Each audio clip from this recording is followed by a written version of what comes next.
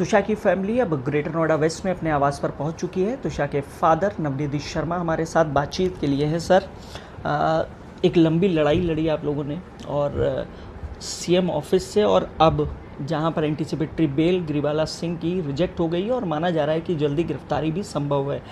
आप अब तक की जो कार्रवाई और सुप्रीम कोर्ट ने सो मोटो भी लिया, आप इसको कैसे देखते हैं? सर्वप्रथम मैं धन्यवाद देना चाहूँगा सभी माननीय सर्वोच्च न्यायालय का, चीफ जस्टिस जी का और उच्च न्यायालय का, जिन्होंने इसको सुओ मोटो लिया और संज्ञान में लिया और सीबीआई कार्रवाई के लिए प्रेषित किया। बहुत बहुत धन्यवाद। ये डिसीज़न एक एग्ज़ाम्पल बन के आया है कि कानून से ऊपर कोई नहीं है। लोगों का बहुत विश्वास बना है दोबारा से, और ये एक बहुत अच्छी नज़ीर एग्ज़ाम्पल सेट कर रहा है बाजार। सर, बतौर फैमिली, बतौर फादर, आप लोगों ने भी, परिवार ने भी एक बड़ी लंबी लड़ाई लड़ी और सीएम ऑफिस के बाहर प्रोटेस्ट से वो लड़ाई शुरू हुई। इससे पहले भी आप लोगों ने कई लड़ाइयाँ लड़ी होंगी, लेकिन सीएम ऑफिस के बाहर से और अब तक, क्या अब लग रहा है कि जो फैमिली चाह रही थी न्याय मिले तुषा को, उस डायरेक्शन में आगे कार्रवाई शुरू हो गई है?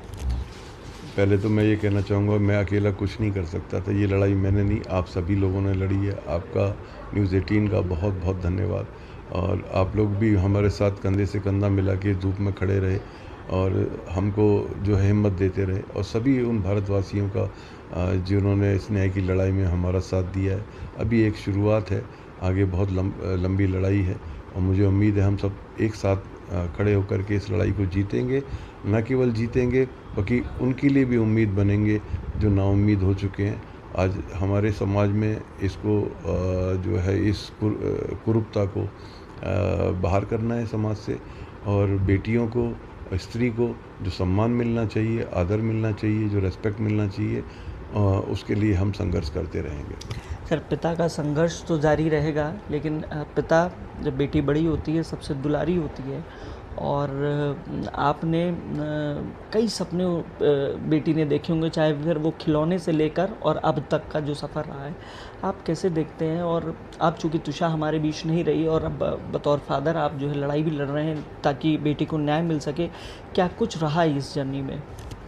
देखिए, हम अच्छे से रो भी नहीं पा रहे, क्योंकि ये न्याय की प्रक्रिया जो है ना, बहुत कठिन होती है, और हमको अभी ये फुर्सत भी नहीं मिली है कि हम भी उसकी मेमोरीज़ को अपने दिल में करें। एक टाइम आएगा जब हम सारी चीज़, क्योंकि वो तो हमारे जीवन का अभिन्न अंग है।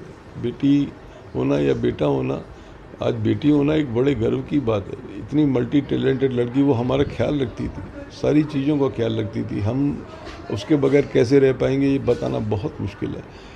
पर अभी उसी ने हमें हिम्मत दे रखी है किसी प्रकार से कि हम लड़ें और इस न्याय को जो प्रस्थापित करें इस समाज में, दूसरी बेटियों के लिए भी, सभी के लिए ये न्याय की प्रक्रिया सुदृढ़ हो।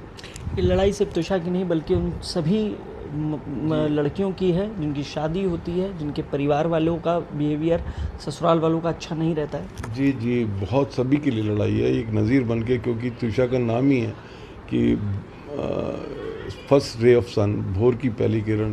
और ये उस सब अंधकार को, इंस्टीट्यूशंस में जो अंधकार है, जो तमाम सिस्टम्स में अंधकार है, उसको ये प्रकाशमान करेगी और गंदगी को बाहर करेगी, और इस नए प्रक्रिया में एक बहुत बड़े जो है बदलाव लाएगी।